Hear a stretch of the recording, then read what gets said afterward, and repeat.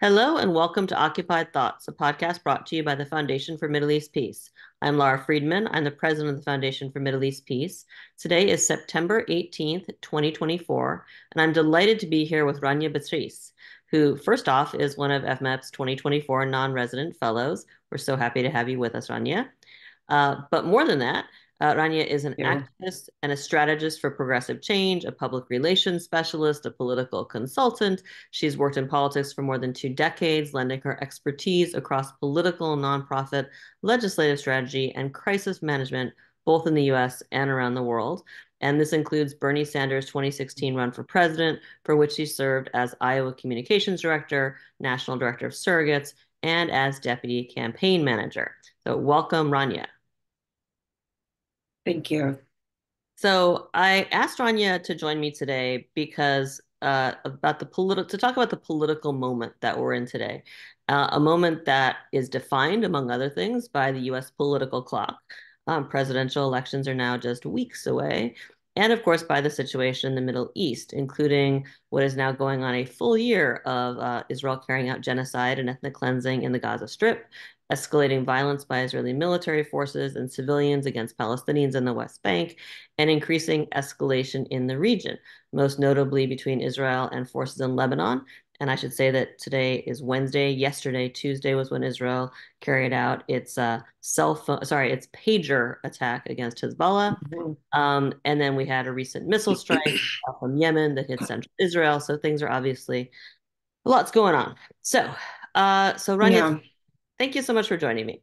So I want to start off just focusing in for a second, maybe as a scene setter, talking about Palestinians and Palestine related issues and how they've played in the past in political cycles. So can you just set the stage? Obviously, it's front and center right now, and we're going to talk about that. But can you set the stage for us by talking about how Palestine has factored into, or not factored into, or been marginalized in past presidential election cycles and hear from platforms to presidential promises to anything else? Yeah, I mean, the short answer is, excuse me, the short answer is it frankly hasn't in the past. Palestinians have largely been erased from the conversation. And we've heard some of the same atrocious talking points like you said, I've worked in politics for nearly 25 years. This last year has been completely different than every other cycle I've ever worked on. It's gutting and devastating that even the small progressions that have been made are as we're watching genocide unfold and excuse me, ethnic cleansing unfold in the West Bank as well, and just like you said, the regional escalations. None of that is necessarily new, but the scale and the fact that everyone has a smartphone and everyone is watching these things happen in front of our very eyes, the fact that yet another American citizen was murdered, frankly, by Israeli forces in occupied West Bank. So we're all seeing these things, and like I said, it's just really devastating that this is what it's taken in order for these very minor shifts. But we are having very different conversations than we have been in any other cycle. Like I said, I mean, I remember sitting in rooms begging candidates not to sign the APAC letters and not to sort of just jump in and follow the status quo, because it has been status quo that you just, you get these letters from the likes of APAC, you sign them, you fall in line, and they either then don't challenge you or they give you money or whatever the case may be. And so, yeah, I mean, I think it's just it historically there really hasn't been much of a conversation around Palestine or Palestinians at all, not in any sort of humane or humanitarian way, anyway.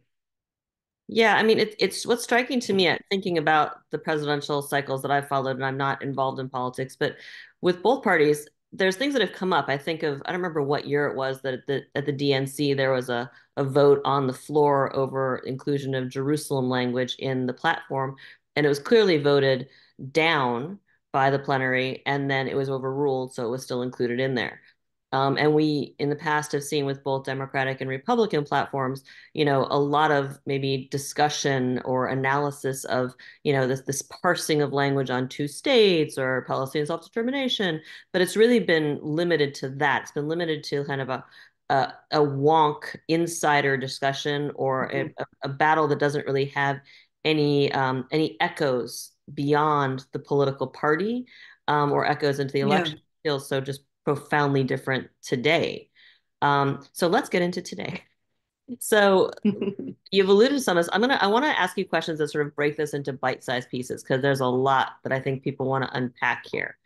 So I first want to ask you, um, so based on polls and presidential primaries, we seem to see that there is a focus on Palestine issues amongst Democratic voters. We're going to start with Democratic voters. And I want to mention there was a January 2024 CBS poll that found that a whopping 77% of Democrats think Biden should not send more weapons and supplies to Israel. And there was a poll, I think in September, published by Cato, which is the libertarian think tank, polling voters in swing states who ostensibly Democrats are trying to appeal to, which found, among other things, that fewer than 50% favor the U.S. sending more money and weapons to Israel, a plurality support conditions on U.S. weapons, and around half support decreasing or cutting U.S. military aid and equipment altogether. So that's the sort of context I want to ask you from your experience working with the grassroots. How is this issue playing? Those are the polls. We've seen the battles around the Democratic primaries for president and also some of the congressional primaries. So how do you see this playing as an issue amongst Democratic voters in this election year? Yeah, I often say I hate polling because it is literally a snapshot in time. And the consultant class, which I mean, I am one, so I try to not do all those things, but the consultant class has this tendency to take a poll and then base an entire strategy around a single poll, from messaging to what do voters care about, et cetera, et cetera. Now, I say that just to set the table of like my feelings on polling. The reality is that we have nearly a year of polling. That is not just so we're not talking about a single snapshot in time. We're talking about a year's worth of snapshots, and the numbers are continuously growing in the direction that you just mentioned, as far as more of an understanding of what is happening here and how the United States government is facilitating it. So I do think that there has historically just been a lack of understanding among the American people, as far as like what are the US dollars being used to do. I think there was a really deep belief, because it's what we've been fed for 76 years, that oh, we're sending there, Israel's our ally, and we're sending all these weapons and all these arms, and we're giving them all this money to, I mean, you can finish the sentence, so that Israel can defend themselves, right? And I think people are finally starting to wake up to the fact that that is not, in fact, what's happening. And so all these polls, and again, they're growing. The numbers are growing. People care about this, and President Biden wanted to make it an Arab and Muslim issue only, and his whole team and his NSC, his State Department, himself, they wanted to pretend like the only people that care about this are Arabs and Muslims. And I think what we're seeing is that is just not the case. I mean, we have an incredible movement that has come together, a coalition of all different ethnicities and religions and races and ages that have come together because they see what's happening right in front of their very eyes. And it's not just it's happening right in front of our very eyes. We're paying for it. Our government is telling us we can't afford health care, we can't address climate change, we can't address reparations in this country, but we can find 20 billion more dollars to send more lethal weapons to the Israeli government. And that in and of itself, finding more money for military and weaponry and all that stuff is not new, but it's so egregious. I don't think I don't think anybody can ignore it any longer. And so I think that's what we're seeing play out. Young people, it's often in the top three issues that they care most about throughout, we're almost at a year. And throughout this year, we're seeing that young people care deeply about this. Our Black allies care deeply about this, and I think in some ways see themselves in this struggle for liberation. Same with Indigenous communities and other communities as well. And there's this.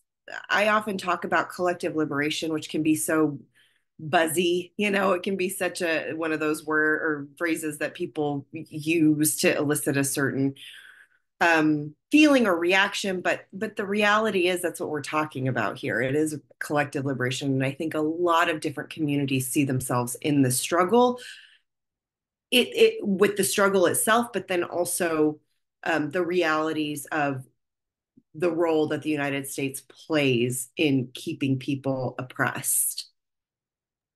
That there's so much there that I want to unpack further, so I'm going to circle back to some of that later on. Thank you for that answer. I want to ask you, and this isn't maybe like, so I cover congressional stuff. I follow Congress, at this level of resolution that makes me crazy. I hope it's helpful to other people. One of the things we've seen in this election cycle and the previous election cycle is this new profile by AIPAC and United Democracy Project, which is the AIPAC affiliated super PAC. And they are investing millions of dollars in Democratic primaries. And then when the candidate they support wins those primaries, they come out and they've got a tagline, which says the results prove that, quote, pro-Israel is good politics and good policy. I want to ask you about that tagline, because it strikes me as someone who's a policy person that pro-Palestine rights is actually defensible and good policy, just pragmatically speaking, and that arguably from what you're describing, it's also good politics. Can you just, I mean, am I right? And as you see this issue play out with money and votes in primaries, so we have empirical data there. How do you Mm. see that issue? I'm so glad you asked this question because it makes me want to pull my hair out every time I see that victory lap from APAC and APAC adjacent organizations, because the reality is, and this also is not new, APAC dumps millions and millions of dollars this year, an unprecedented amount of money into Democratic primaries to defeat candidates. And they never, never, never talk about Israel Palestine in their paid media, because that's what they do. They do paid media, like so television ads and things like that. They never talk about Israel Palestine. It's always smear campaigns against, this year, of course, we know it was Jamal Bowman and Cori Bush, which those were gutting losses. Which, to be clear, I mean, that's a completely legitimate political tactic, right? But the question is, do the results prove that the electorate is aligned with AIPAC on its Israel policy, right? Well, and that's why I'm saying what I'm saying. The answer is that is the attack used. The messaging tactics that they would use against these members, or whether, other races or its challengers and things like that. But if it really was good politics and policy, that would be their messaging. And it's not. That messaging is reserved for their donors. That Israel Palestine messaging is reserved for their donors. So it's BS. But they continuously do it because they've gotten away with it for so long. And that's just, and the reality is, I mean, it's so unbelievable to me that they literally spent a record amount of money taking out two Black legislators and doing it in a really kind of grotesque way. You're right. It is very much a tactic that is used. It's not like they're the only ones who use it, but to say that it's good politics and policy at best is intellectually disingenuous. The reality is it's a flat out lie. But I mean, I think that's what we keep seeing, and they're not dumb. They do polling, and they have a lot of money to spend to consistently sort of pull out what messages and attacks work best. And it's never Israel Palestine. I mean, it's also it's interesting for me to observe that and you're talking, then you talk about two black legislators, you're talking about Cori Bush and Jamal Bowman, that in both of those cases, and we saw this in the last cycle as well, that they do the victory lap for defeating them. And then at the same time, there's media framing which says to attribute the loss to AIPAC is anti-Semitic, so you can't say it. And they lost because they were weak on other reasons. And hey, it wasn't the $20 million that did it, but by the way, AIPAC Right. literally victory lap. So you get Yeah, to no, win both ways. absolutely. You get to claim Hmm. victory, and then anyone who blames you for the victory, you can then call them anti-Semites. Yeah. Shifting gears again, we're going to go sort of like doing this in like these bite-sized pieces. So you are an insider. You're a political insider on the Democratic side. I want you to talk about how the issue of Palestine is playing in the Democratic Party itself. And this is distinct from the electorate. Here we're talking about the leaders, the funders, the surrogates. And what can we learn, for instance, from the drama around the DNC? And maybe if you want to talk very briefly, for folks who weren't following it, what happened at the DNC this year. And also, I mean, what can we learn, for instance, from the shifts, the tiny shifts of language we've seen, or actually whatever has come out of the Harris campaign and the candidate herself and her surrogates since she became the candidate?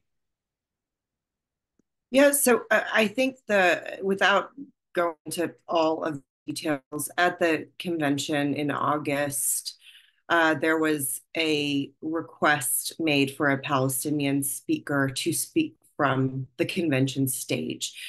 And there was that request was made by the uncommitted movement and others as well. And And there I'm gonna was ask you to I'll ask you to explain the uncommitted movement in a minute. So everyone who's listening, if you don't know, put a pin in that. We'll come back to it.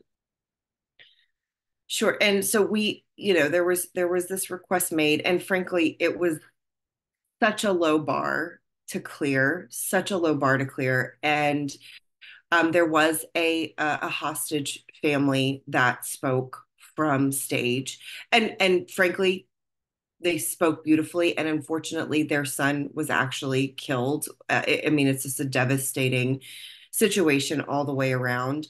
Um, but there was a request for parity, frankly. I mean, for there to be just a Palestinian voice, and that voice was never meant to be, somebody dogging on the vice president from stage, but somebody really. There was all this conversation and all this talk about.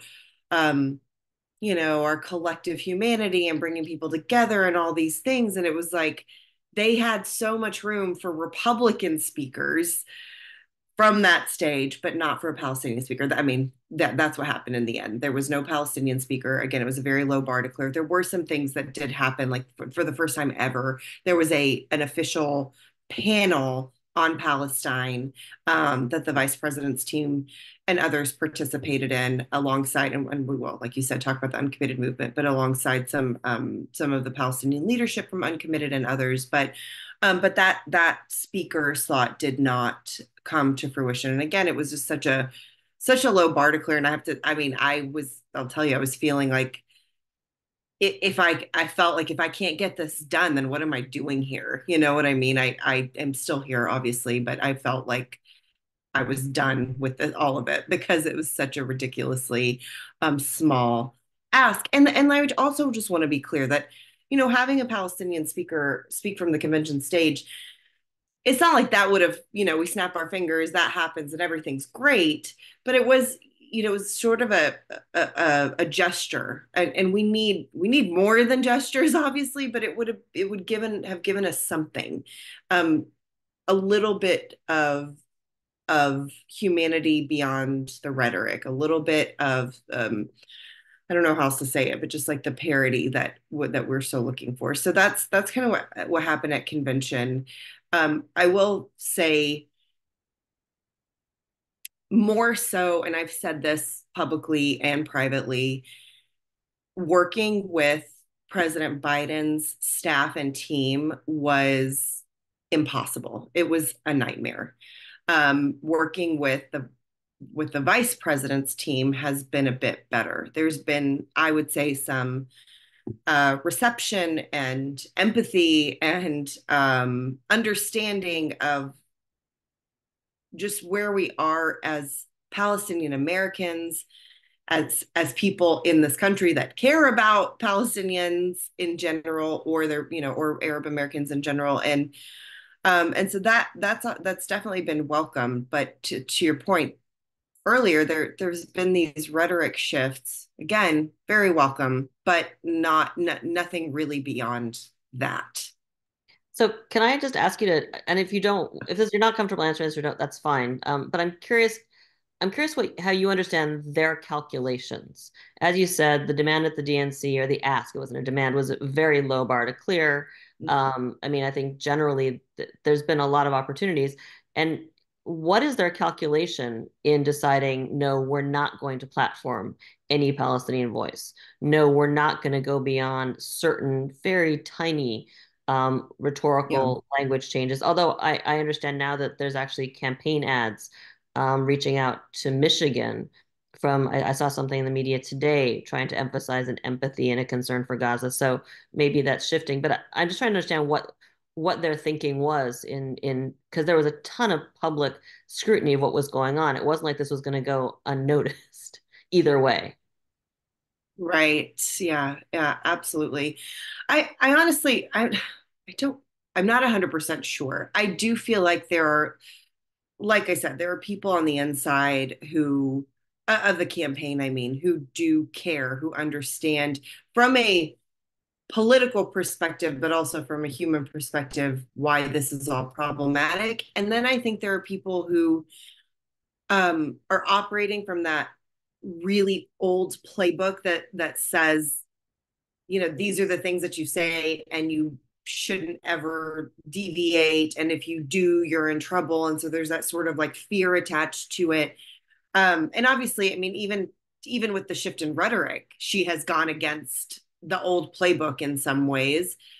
But I do think that there is this fear of going too far and what that means. And my answer is always, I mean, APAC already hates you, so like, let's go. And I know that there's legitimate money attached to the APACs of the world and the DMFIs of the world and all of that, but I don't know. She's like raised record. The vice president has raised record amounts of money in such a short amount of time. I'm kind of like, at what point do we stop allowing fear to dictate everything that we do and actually take a stand? And this is going to be one of those moments where some people will try to revise history and pretend they were always there and with us. And some people are going to actually have to have, they're going to have to look at themselves in the mirror. And my fear is how many more people are going to have to die before we get to that moment of reflection of, it's the thing of, it's like Iraq all over again, where now we are seeing members of Congress who pushed hard for that invasion. Again, it's that revisionist history and pretending like, oh, I was always on the right side. Well, no, you weren't. It's actually like there's receipts and you weren't. And so um I don't know. It's one of those things in this country. It's like how much pain and suffering is enough before you actually see what's happening or acknowledge it. Yeah, no, that's I agree. And I mean, for me, the also question, we'll get to it in a second, this question of, you know, what it means to have political power in a system. And, the calculus has always been about where you want to spend your political capital. I guess my question in this political cycle, looking at the grassroots organizing around Palestine, is at what point are you misunderstanding how you're spending your political capital? If the idea is you lose nothing by not making a change, and you potentially lose a lot by making a change, has that shifted in this cycle? And I think that's the answer is it's to be determined. But there's also a question of Republicans. I mean, this is not, we are clearly, we are not in any way, this podcast is not about trying to get people to vote a certain way. We are 501c3 nonprofit. We are nonpartisan. We are non-political. This is an analysis. And Republicans are obviously part of that analysis. So here I want to ask you as an analyst to talk about what you see in the Republican Party. And you've got a party and you have Republicans in Congress for sure spending an enormous amount of time and energy insisting that and celebrating that they are the true pro-Israel party.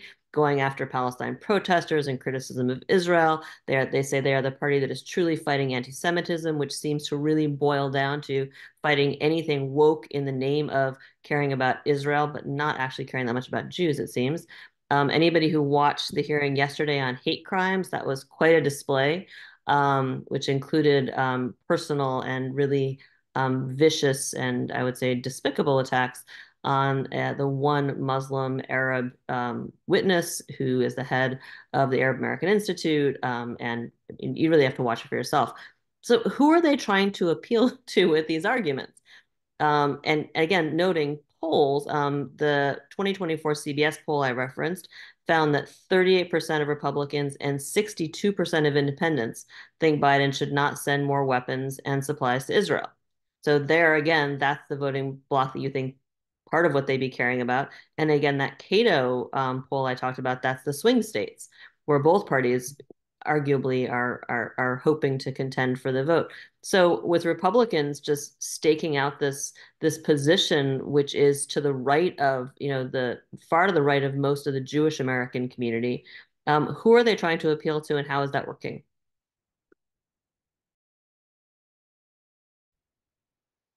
I think it's also a very, very good question, and it sort of brings forward the issue with Congress in general, across the board, frankly, but especially with Republicans, where this is a body that supposedly works for us, and we elect these people to uphold sort of the values that we espouse, et cetera, but yet rarely does that actually happen. And the example I always point to is, and this is totally off topic from what we're talking, but it's a good illustration.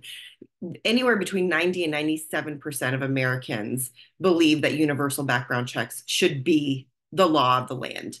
And 97% of Americans can't agree on the weather outside. So that is, or 90% or even 80%, you know what I mean? It's kind of fluctuated over the years, but this is a reality, and this has consistently been the case. And do we have universal background checks in this country? Has it even been discussed in Congress? No, it's not. So this is the example I go to, and that's not, obviously it's just the most, such a good illustration, but there's several other examples.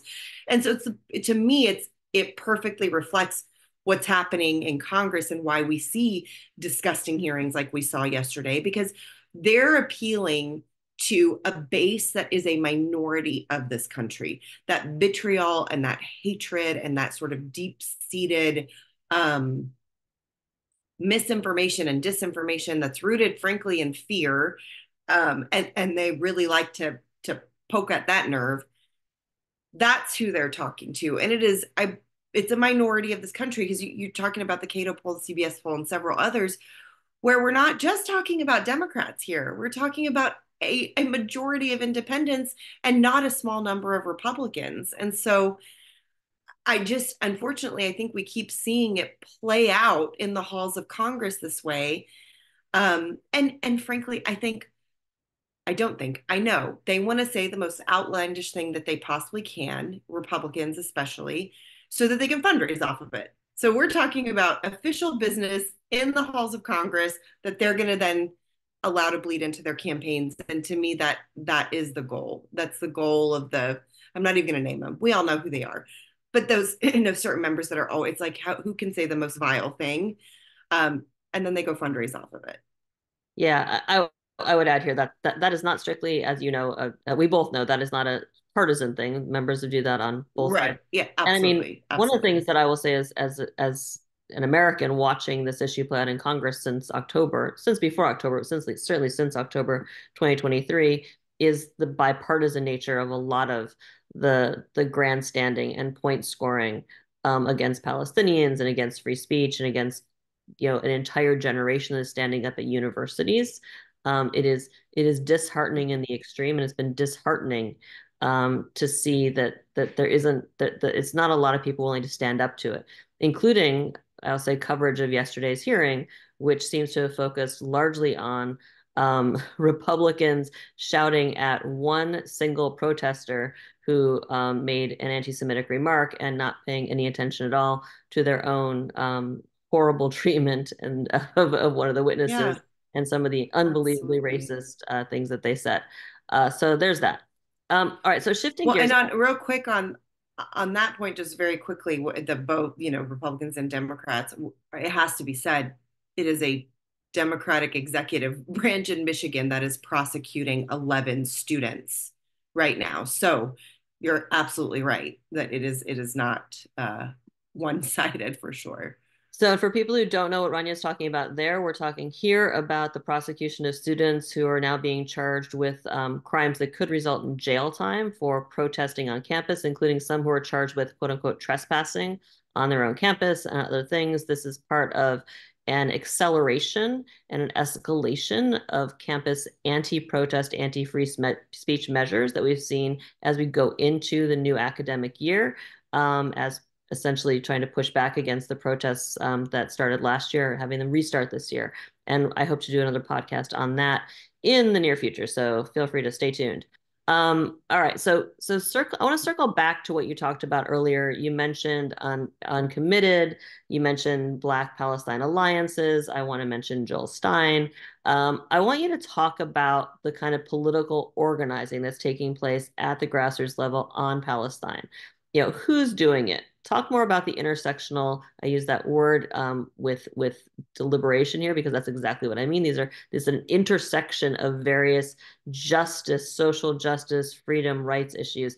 Those intersectional alliances that have been built or have emerged organically.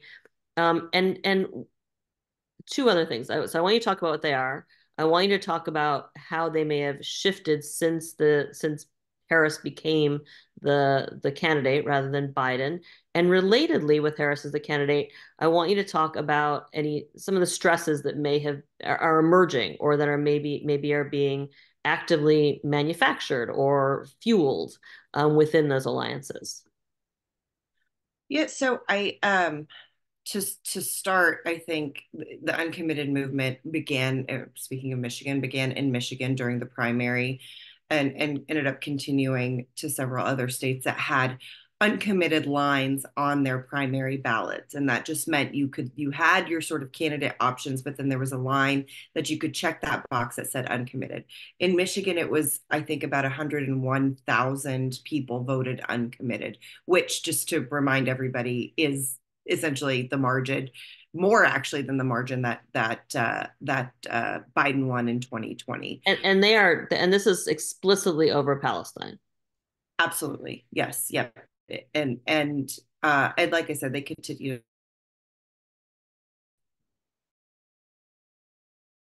That movement kind of moved forward beyond the primaries and into the general election, and they've continued to sort of make demands and ask for the thing that we keep talking about too, beyond the shift in what happens beyond the rhetoric. And there's a lot of other organizations as well that have been organizing at the grassroots level, and they have been for a very long time. USCPR and CCR and many others. And I think what we've seen is, All right, that's the U.S. Campaign for Palestinian Rights and the Center for Constitutional Rights. so sorry, I keep using all these acronyms. Thank you. um, but I think what we've seen at the grassroots level, there have also been a lot of new organizations that have popped up. But there, like I said, there have been a lot that have been around for a really long time. I think what we've seen in this year, though, is that intersection coming together that you were talking about. So with a just with any of these organizations that have been around for a long time, I'm hesitating to name one because there's so many and I'm going to get myself in trouble for not naming all of them. But we've seen a lot of allies come into this movement that weren't necessarily there before. There's always been some allyship. I don't want to pretend like that's not the case, but I think it can't be ignored. It's absolutely grown. And actually, back to uncommitted, they'll tell you the vast majority of those members of the uncommitted movement are not Arab or Muslim. And so this is kind of a good reminder that it is not just an Arab issue, it's not just a Muslim issue, as some would like us to all believe. um I actually want to have a podcast about this. I'm not going to go all the way into it, but I have this belief that I always talk about, that really the cornerstone of white supremacy is division. And when we start coming together, when our communities start coming together, you see that intense and intentional division start being played out. Sometimes it's misinformation, disinformation. Sometimes it's, you know, algorithms and feeding up content on online, and now with social media being what it is, it's just like a breeding ground for that kind of thing. It's such a double-edged sword where social media is so great because you can disseminate information, but it's also so terrible because you can disseminate all the information. And so I think we're seeing that. And honestly, I don't even, some of these things I don't even want to name because I don't want to like, uplift them in any way, but we're seeing these, it feels very much like bots, and I don't know if they're form bad actors and all these different things, that where content is being, and we know this happens, right? Like it's not a secret, but content is being fed to very specific audiences to intentionally divide us, between Palestinians and the Black community, between the Black community. We've seen this historically between the Black community and the Asian community, and on and on and on and on. And I think we are definitely seeing that now too. And this is where, some people want to believe that social media is social media and it's not real life. But the reality is, and we've seen this, social media bleeds into real life. And these are kind of, honestly, one of the things that I'm working on alongside so many others is bringing our communities together to have real dialogue, not the like back and forth in chats and social media and all of those kinds of things. Because that's, I mean, frankly, that's not helpful. I mean, we all know, even if you're texting somebody, the tone can be misinterpreted or misunderstood. So having real conversations together in community, reminding each other of our shared humanity, reminding each other in our shared struggle for liberation and justice and accountability and all of those things. So, I mean, that's something that it takes work and it takes time, and a lot of people are actively working on it, and quite frankly, kind of holding on with both hands, because there are so many bad actors just hell bent on ripping us all apart. Yeah, And I then, really hope you do that podcast. And I hope yeah, that in that podcast, you also explore for example, the lawfare, the lawsuits targeting unions for, speaking out on Gaza, essentially framing any political engagement by organizations that take political positions on Gaza as a form of anti-Semitism and therefore, has to be shut down. I think it's just a fascinating wrinkle in the story, which I yeah. frankly don't understand nearly well enough. Yeah, I mean, and it's really, it's not surprising, but it is devastating, because not, I say not surprising because we see it happen all the time. It's like freedom of speech, unless, freedom to talk about liberation, talk about justice, unless. And so we've seen it play out across a number of issues throughout all of time, frankly. But here we are again. It's all the caveats and all the not new idea, but progressive, but for Palestine. And it's really plain. And the So hypocrisy is so gross, you know? yeah, it's more brazen now than ever, frankly. I think people are coming to see that. So related to what you were just talking about, I want to ask you to just sort of get out the crystal ball for a minute, as a veteran political operator and organizer, and talk about how you see the future of Palestinians and supporters of Palestinian rights and lives in the U.S. political system. And this isn't about one party or the other. It's about, the question of what does it mean to accrue and exercise political power as a constituency of voters, of citizens in the system, and how will that, how might that be accomplished? Yeah, I wish I had a real crystal ball. I'm not 100% certain, and there's a lot of variables. And part of it, I'll tell you, I hear from my community and allied communities a fear um, that we're going to be ignored, or the vice president wins without us and we're ignored, or she loses and we're blamed. And I always tell the story, and I'm going to tell it, but I get in trouble sometimes, but I don't care. I traveled the country with Bernie in 2016 on behalf of Hillary Clinton. And that man went to all the states she wouldn't go to. He made more stops than she did for herself. I mean, he worked his butt off getting from place to place to place, multiple rallies a day, multiple meetings a day, all on her behalf. And when she lost, she still blamed him. And so that I always tell the story to my community and others who are like, they're gonna blame us no matter what. And they've been ignoring us for decades. So for me, I'm going to keep pulling all the levers I have at my disposal and keep fighting and trying.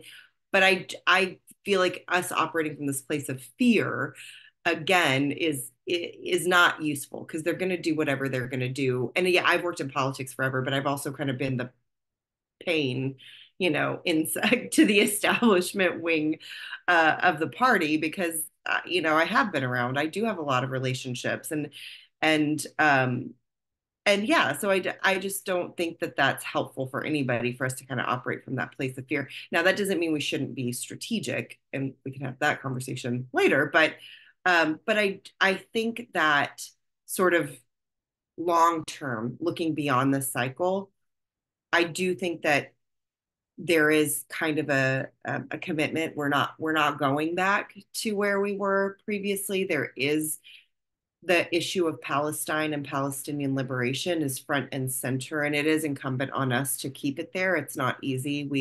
They're desperate to turn the page and talk about anything else, obviously, but um, we have to sort of we have to be very intentional about keeping it front and center, and I think we will. So long term, again, beyond this election cycle, I think that this is not going to be one of those issues where you say the one sentence and then you move on. I think it's going to be a much deeper conversation moving forward.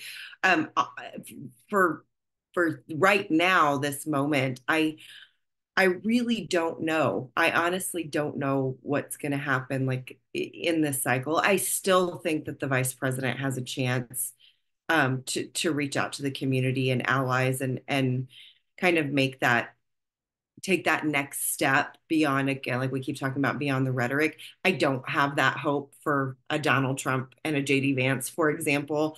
But for Harrison Walls, I think we're already seeing we've already seen that shift in the vocabulary and in the verbiage. She's talked a lot more about collective security in a way that I don't think that has been really discussed much when it comes to Palestine and Israel. Yeah, I still think that there's hope there. I just don't know. I don't know if she's going to do it. I don't know if she's going to take that next step. And I don't know how, if she does, I think that there's a number of people within the community. And when I say the community, I also mean like the allies too, who would welcome it and would jump on board and say, great, we can work with this. And then I think I think it's a minority, but then I think there's people who are like, done. Doesn't matter what she says. They're just done. Um, but again, I don't think that's a majority of people. All right, so it's been a really rich conversation. I want to ask you one final question. And this is, just, I think it's been woven through this whole conversation, but I want to just give you I want to put you on the spot and I want to ask you to talk as a professional and just as a human being about what it feels like to be Palestinian American and Arab American right now in the United States. Oh, yeah. It's hard. It's really, really hard. And that feels like an understatement. And I know I'm not alone. I know it's not just me, but I mean, even the conversations that I'm having with people within the party, people within the campaign, I have to check my emotions at the door and have a strictly strategic conversation because at the end of the day, the goal, whether Republican or Democrat, is to get to 270. And my emotions and how I feel and how devastated I am every single day aren't helpful to that strategic conversation. So it's really, really hard to do that. And I feel like I actually cried on a meeting yesterday, which I don't do. That's not me at all. And I think I'm afraid of that a little bit because and I know a lot of people feel this way. If I let myself go there, I might end up on a puddle on the ground and not get back up. And then who am I helpful to? Nobody.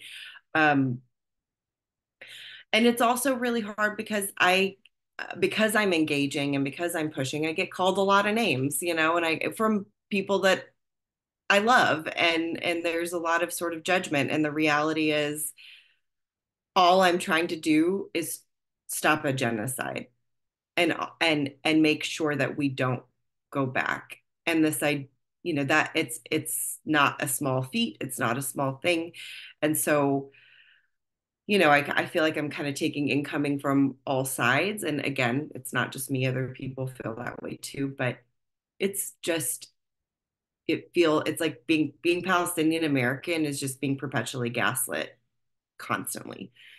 Um, but I'm reminded daily people, wonderful, amazing people check on me too. They'll check in to make sure that I'm doing okay. They know how hard this work is. So yeah, it sucks a little bit, but I also am very proud to be Palestinian. Well, I am very proud to know you, and we are honored to have your voice at the Foundation for Middle East Peace. And I am so grateful for this conversation, and for just being in conversation with you and in community with you today and every day. So thank you, Rania, so much for joining me today. We're going to end it here. I want to thank our listeners for tuning in to this episode of Occupied Thoughts. Make sure you check the FMEP website, www.fmep.org, for resources related to this podcast and lots of other rich content related to Palestine and Israel. And please make sure you're subscribed to this podcast so you can stay up to date. You can find us on iTunes, SoundCloud, and Spotify. And you can also watch the video versions of the podcast, including this one, on YouTube. So once again, Rania, thank you so much. Thank you. And we hope to, well, we'll talk to you again soon. And with that, I'm Lara Friedman signing off until the next episode of Occupied Thoughts.